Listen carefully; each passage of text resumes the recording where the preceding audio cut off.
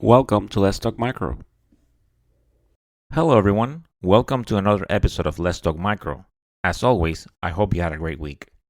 You can always find Let's Talk Micro on Apple Podcasts, Spotify, Google Podcasts, Amazon Music, Pandora, Stitcher, TuneIn Radio, GoodPods. Whatever you listen to your podcast, you can find Let's Talk Micro. As far as social media, I am on Instagram as Let's Talk Micro, no apostrophe, on Twitter as Let's Talk Micro 1, on LinkedIn as Luis Plaza, and on TikTok as Let's Talk Micro. So please go ahead and subscribe to the podcast, download episodes, leave a review if the app allows you to do so, and definitely leave any feedback on social media. I always like to post pictures of organisms and give updates as to when the next episode is coming out. So definitely any feedback, any suggestions, they are always welcome and appreciated. And you can always email me at letstalkmicro@outlook.com. And you can also, you can send your suggestions that way. So, as always, thank you for listening.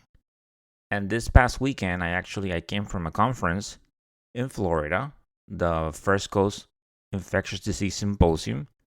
And it was definitely very fun connecting to people, promoting the podcast. I definitely reached out to some of the presenters, and some of them they have agreed to be guests.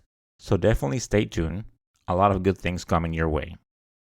If you haven't checked out the previous episode of Let's Talk Micro, please go ahead and do so. It is the conclusion of a 3-episode series about bacillus. On the first 2, I went over the groups of bacillus, diseases, morphology, media. And on the last episode, I went ahead and went over Bacillus anthracis. I talked about anthrax, all the types of anthrax that you have, like inhalational, ingestion. I used terms, and I reminded the students about terms that they kind of need to remember, and it will help them when they're taking an examination, like the ASCP. So definitely, things like wool sorters and rag pickers. And, Bacillus anthracis has the potential of being used as a bioterror agent. So I talked about the laboratory response network, a little refresher on that, on biosafety levels. So all in all, it's a really good episode. I went over the motility testing, which is very important when you're dealing with Bacillus anthracis, because Bacillus anthracis is non-motile, whereas other bacillus, they are motile. So if you haven't checked out that episode, please go ahead and do so. And on today's episode, we are shaking things up a little. I'm talking something within microbiology, but something a little bit different. Most of you might be familiar with a show called The Last of Us on HBO. Great show. It is based on a game. I have never played it, but all in all, it's well done. I love the stories, how the episodes, the visuals. It is a great show. And in that show, they refer to, people are infected with Cordyceps, which is a fungus. Well, actually, a large group of fungi. And they are infected and they become zombies. So I thought this would be a good opportunity to go ahead and talk about Cordyceps. And as always, things in this podcast, they're done in a responsible manner. So I went ahead and I brought a guest to talk about Cordyceps. And his name is Dr. Andrej Spec. And he is from the Washington University School of Medicine in St. Louis. So he is an infectious disease doctor that deals with fungi. So he came to the podcast. He talked about Cordyceps, how it works. Does it infect humans? We also went over, because the show talks about body temperature and like fungi can infect us because of our body temperature. So we went ahead and talked about that. Definitely great conversation with Dr. Spec. I hope you enjoy it the same way I did. So it was fun talking about Cordyceps. And one thing that was very interesting was that he mentioned that he has seen cases of people infected with fungi that they can find any literature about that fungi infecting people before. So that's something definitely very interesting. And he talks about that. And also he kind of, talks about how fungi should definitely be given more importance, which is something that I agree with. So like I mentioned, all in all, a great episode, and I hope you enjoyed. So let's go ahead and listen to it. So on today's episode, I wanted to do something a little bit different. I mean, maybe some of you out there have been watching a show called The Last of Us, and you have heard about cordyceps, and maybe you're doing research and you want to learn more.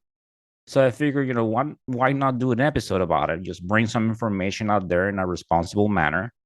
So today I have a guest to talk about cordyceps.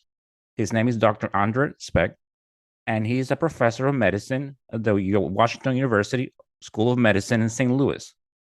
All right, Dr. Spec, welcome to Let's Talk Micro. Well, nice to be here. I'm very, very excited to talk to you about fungi. Definitely my pleasure. So I kind of introduce you and I talk about what you do. So you're a professor, and then you're part of the Washington University Infectious Diseases Division. That's correct. Yeah. Okay, so let's go ahead and jump right on it. All right. So what kind of fungus is cordyceps? So Cordyceps is a large group of fungi. There's over 600 species. They're macrofungi, or in the ascomycete group, which means sac fungi, and they are famous for the fact that endoparasites of arthropods. So mainly insects, but also some other arthropods. Okay, definitely. And that was something that I was reading about them being parasite, and you mentioned insects. So like how does that work? What do they do to their host? Oh, they once they infect the host, they slowly essentially replace more and more of the tissue of the host with their own mass. So basically, they eat the host from the inside out. And when the host is exhausted, metabolically speaking, not physically exhausted, when there's very little tissue left to eat, they will hijack the behavior of the host to go to a advantageous place where they kind of just dig in, or the ants will often just like bite onto a blade of grass so that they can and kind of freeze in place, and then the fungus will fruit from there and create it looks like a little club that comes out in order to spread spores further and infect more and more fungi. Wow, that's definitely very, very interested. They kind of use the word zombie because you say, it takes over the organism. Yeah, that's exactly what it is. It's a word that's used kind of loosely. It doesn't create true zombies. The ants don't go around biting one another in order to infect the other ants. But what they do is they hijack the behavior, which is usually what that means by turning them into zombies, which we've seen happen before with other endoparasites. Okay. And one thing, for the audience to understand, because this is something that, like I see they talk about when they refer to the show, and I don't know, we kind of spoke that you haven't seen it, but as far as, they talk about body temperature. And one of the things that the premises of the show was that they said, well, because of our body temperature, cordyceps couldn't infect humans. And then as our body, as the world gets warmer, then now they're infecting us. So what is that relationship about with body temperature and fungi? That's a great question. So fungi are kind of they're opportunists. Very few fungi create these elegant, delicate relationships where they evolve back and forth with a another species. They work with multiple species. They consume what they can. And one of the biggest things that protects us from being killed by fungi is our body temperature. The vast majority of molds and yeast out there in the world are not capable of surviving at 37 degrees Celsius. So you grow them at 25, they're wonderful, they're doing great. You grow them at 37, they just don't grow. And so what's really fascinating is that as we're having these extreme weather events, which are really more important than the actual overall temperature, they're creating bottlenecks in the evolution of fungi. And so some fungi that used to be, the average 50% of them will survive at 22 degrees are now 50% of them are surviving at 27, which means that there's outliers in that population that are able to survive to 35, 36, 37. And the more of these extreme weather events that we have, like last year in the summer when north of France got to 44 degrees Celsius, which was just insane. It's never happened that we know of. Those kinds of events kind of create these bottlenecks. And what's really scary is that fungi are biochemical factories. Many of our antibiotics, many of our antifungals, many of our chemotherapies come from fungi. And so there are also species that are highly resistant to any of the drugs we have. And there are fungi that are very good and have everything else that they need to pathogenize humans, but they just don't have the temperature tolerance. And so if we give them that through global warming and these extreme weather events, we might literally be brewing incredibly competent fungi. And to give you an idea of how important this is, all across the ecosystems, there are hundreds, if not thousands, of species that are undergoing collapses in their populations because of fungi. So frogs, salamanders, newts, they're being completely destroyed by fungi. The white-nosed bat syndrome, which is killing off whole colonies of bats and making many species threatened, is a fungus. And it's all related to their lower body temperature. If you take an infected frog, you take it out of the cooler environment and you put it in a lab at about 37, 38 degrees Celsius, which the frog can handle for some amount of time, it's cured from the fungus. And so that is that fascinating change. And then people like me so I run a referral clinic for fungi. We I would say 2 or 3 times a year, I treat a new patient with a fungus that I cannot find to have caused disease in literature.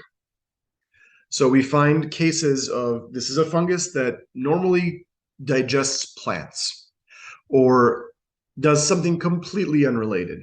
Eats nematodes in the ground, that kind of stuff. This is a real proven infection in a patient. I have a couple of those every year. Those are not Last of Us kind of outbreaks where we're looking at, the whole collapse of the world society because of one fungus. But we are definitely seeing these rumblings of fungi that are becoming competent, presumably. It could be just that we're better at diagnosing them. Could be that we never really reported the other ones. But it isn't, to me, it's an alarming number. Yes, I can definitely see that. And just out of curiosity, I mean, so far, have they been treatable? So far, they have. We have seen a lot more treatment. We've seen them be treatable. There are actually fungi right now that we've known for decades cause human disease that don't have a treatment. Fungi like Lamentospora prolificans, which can cause seriously invasive disease. I would argue that they do not have any therapy.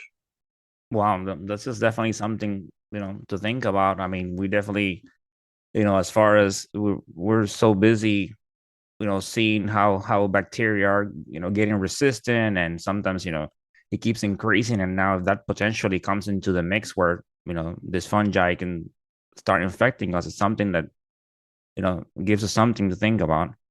And then you definitely, you touch on the temperature. I mean, as far as can cordyceps infect humans or cause any sort of a disease? Or I have never heard of a single case of a cordyceps causing human disease. I know we have. I actually don't know if they can cause any disease outside of arthropods. They might, again, because I'm not a cordyceps expert, and it's a very large group of fungi, right? It's over 600 species, so there might be one, but they're predominantly specialized to arthropods. And then I know we have been ingesting cordyceps for a very long time. It's used in the kind of the herbal medicine realm. I don't know if that has any side effects because that area is just not studied. So it might do something bad to people. It may do nothing. I know I see it every now and then. Recently, I saw, while walking through Whole Foods, a coffee substitute that was made from cordyceps fungi. So it's like a ground cordyceps fungi that you're supposed to steep like coffee beans and drink like coffee. And a colleague of mine picked it up and tasted it and said it tasted just absolutely horrid. Okay, I mean that kind of yeah, that jumped in mind when you mentioned that. I don't know, wasn't thinking that it would taste that good or similar to coffee in that matter. Yeah, I would imagine it. I don't know why you would think it would taste similar to coffee, but nonetheless, they tried it, and according to my colleague, it was horrendous.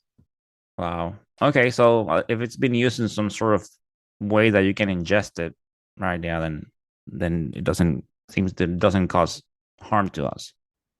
Probably, this is not necessarily studied, and there might be some more subtle harms. It's not definitely uh, something that we. It's definitely not going to kill you. It's not going to be like those fungi, like some of the like the death caps and death angels kind of mushrooms where you eat it and then 3 weeks later your liver turns into goo and you're dead.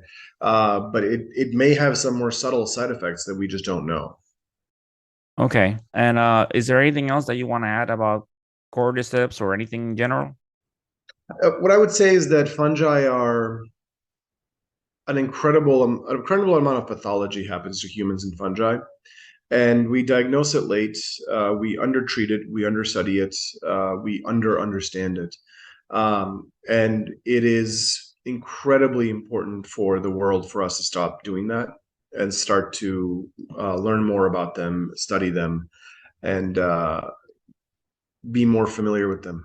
Okay. Yeah, it's like maybe like bacteria and viruses, they're given more importance as far as being studied and more research along those lines.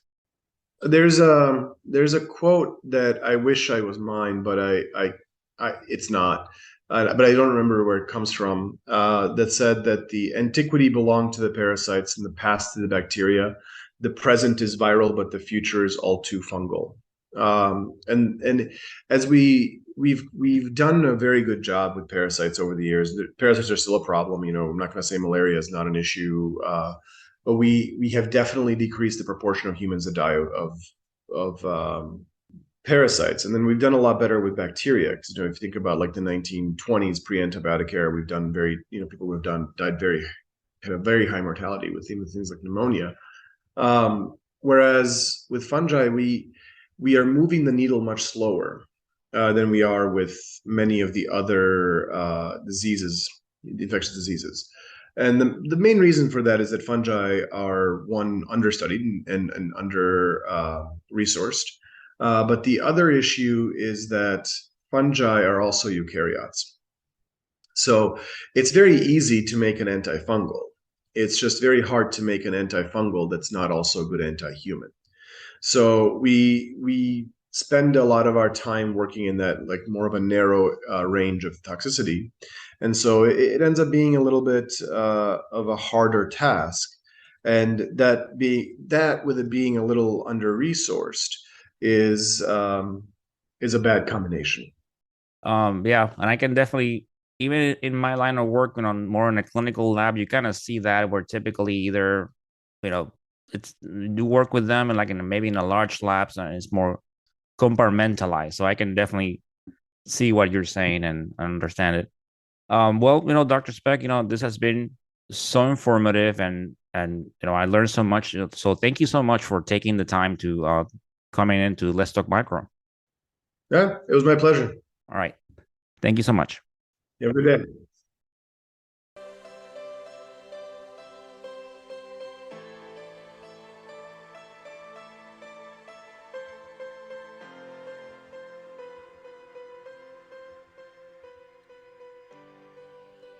And that, my dear audience, it's the end of this episode. I hope you enjoyed listening to Dr. Speck talk about cordyceps and fungi. Definitely a great episode, and I enjoy sharing this information with you. Definitely, shout out to all the people from the First Coast Symposium, all the organizers, presenters. You did a great job. I definitely had a great time. Great presenters, great food, great everything. And it was just great connecting with microbiologists and promoting Let's Talk Micro. So, thank you. As always, continue bringing that passion to what you do. It is very important. It will make you better at your job, and it's such a great job. As always, stay motivated, stay safe, and of course, continue talking micro. Until the next time. Bye.